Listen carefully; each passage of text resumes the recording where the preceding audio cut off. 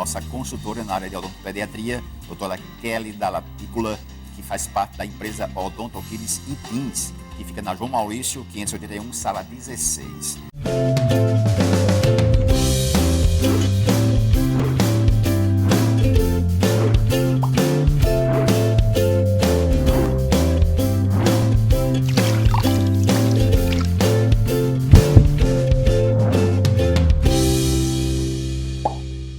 Doutora Kelly, seja bem-vinda ao programa. Mais uma vez agradecer a esse momento de estar aqui esclarecendo algumas dúvidas. É um prazer estar aqui tirando dúvidas sobre a saúde bucal. Com certeza.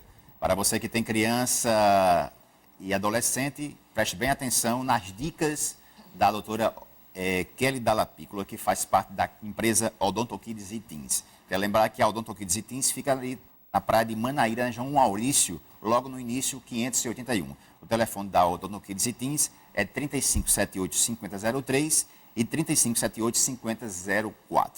Já está, inclusive, na tela os telefones da empresa Odontokids e Teens. Mas vamos direto, né, ao bate-bola com ela, a nossa consultora na odontopediatria. Vamos à primeira imagem na tela da TV Master. A imagem na tela. A questão da chupeta, doutora. Aí nós temos uma chupeta, possivelmente ortodôntica, creio eu, mas o uso, nesse caso, da chupeta, né? Qual é a relação dela com a má oclusão e com a fala, inclusive?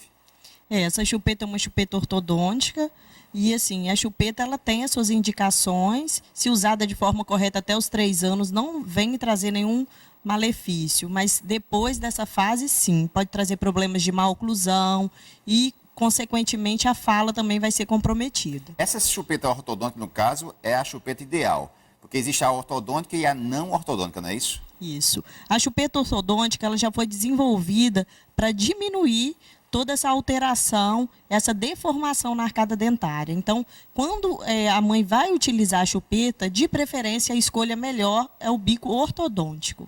Ok, vamos tentar ver outra imagem agora. Nós temos aqui, hoje, a nossa consultora na área da odontopediatria, doutora Kelly Dalla Piccola, da Odontokids e Teens. Doutora, nós temos 2 imagens já do lado esquerdo, né, que exatamente, me parece agora que nós não temos uma chupeta que não é ortodôntica, e a do lado direito é a questão da sucção do dedo. Essas 2 situações, qual é a pior em relação à questão da má oclusão? A má oclusão aí vai existir nos 2 fatos. O importante é saber que o dedo é muito mais difícil de ser removido porque a criança está constantemente próxima. A chupeta é fácil, a mãe pode guardar, pode conversar com a criança. Então, o dedo, realmente, a gente tem mais dificuldade de trabalhar nessa remoção desse hábito nocivo. Próxima imagem. Vamos tentar outra imagem. Bem, aí continua a situação. Aliás, essa questão do dedo, ela se dá praticamente logo no início, né, doutora? Quais são os conselhos que a colega dá em relação à criança que tem esse hábito? É possível cortar desde o início? Existe uma receita para tentar rever essa situação? Na verdade, assim, quando a gente vê que a criança tem a necessidade da sucção, que ela se alimentou e ainda tem aquela necessidade de estar sugando, ao invés de colocar o dedo, nessa hora é a hora da mãe ter a sabedoria de colocar, assim, a chupeta, porque depois é muito mais fácil de ser removida. E no caso, de preferência, uma chupeta ortodôntica. Ok, próxima imagem. Bem, aí já é uma situação de má oclusão. Aí é uma criança, possivelmente uma criança... não tem idade, 6, 7 anos, é isso mais ou menos? Sim, 6 anos. E aí já provocou uma má oclusão. O que é que nós estamos vendo exatamente nessa imagem? Aí uma mordida aberta, tá? No caso, os dentes superiores, eles não tocam os inferiores. Possivelmente foi um uso excessivo de chupeta ou de dedo, no caso? De dedo ou chupeta.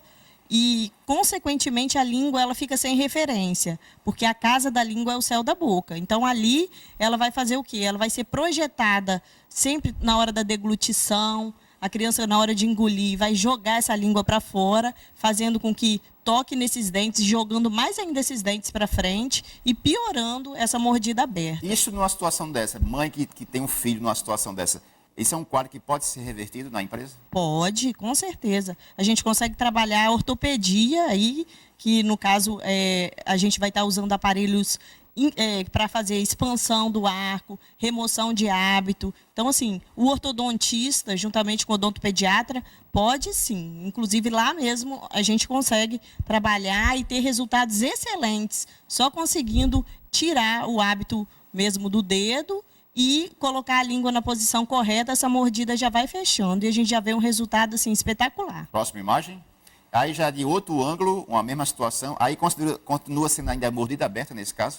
Uma mordida aberta e aí é uma criança um pouquinho mais velha, tá? A gente vê mais a dentição permanente aí presente. Nesse caso não houve nenhuma ação antes, né? Anteriormente a mudança de dentição. Nada. Aí já a dentição permanente, essa da A frente. maioria dos dentes permanentes, está ainda na fase da dentição mista. Mesmo Mas uma situação dessa, tem solução? Tem solução. E tem que ser o mais rápido possível. Porque essa fase a criança ainda está em crescimento. Então, enquanto está em crescimento, a gente consegue intervir. Porque a gente consegue remodelar essa arcada, fazer com que ela expanda, fazer com que a gente consiga jogar esses dentes para trás. Tudo isso com aparelhos ortopédicos. E, em alguns casos, a gente já entra com ortodontia.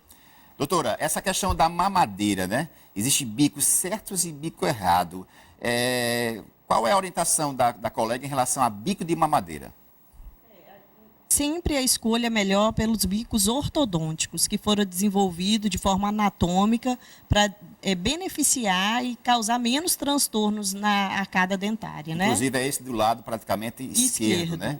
Tá? E o direito é o bico errado, que não seria o bico ortodôntico. errado, que é redondinho, ele provoca... ele piora mais a arcada, né? Inclusive, esse bico ortodôntico, ele imita um pouco o bico do peito, né, no caso, né? Por isso é chamado de ortodôntico. É bem mais próximo do natural. Próxima imagem. Vamos tentar ver a outra imagem na tela.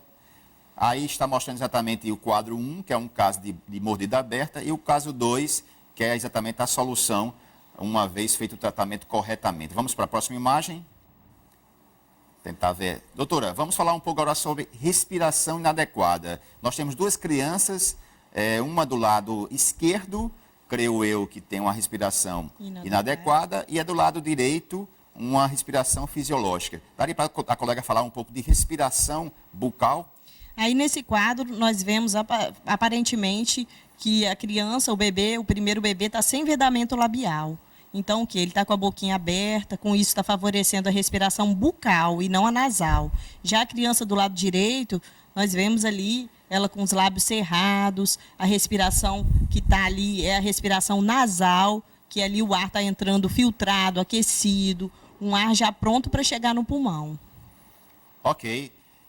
De volta ao estúdio. Inclusive, por falar em respiração bucal, nós selecionamos um vídeo bem interessante que mostra exatamente a característica de um respirador bucal na tela do Estação Saúde. The mouth breather typically has the lips open most of the time. This makes the facial development narrow and long. Apresenta lábios entreabertos na maioria do tempo. Isto provoca o desenvolvimento de uma face longa e estreita. Like the reverse swallow, the tongue tip pushes forward generally between the teeth, which do not contact during swallowing. There are many variations of this, but the elements are the same. The mandible moves back. Inclusive, a deglutição ela se torna atípica e a ponta da língua ela avança geralmente entre os dentes.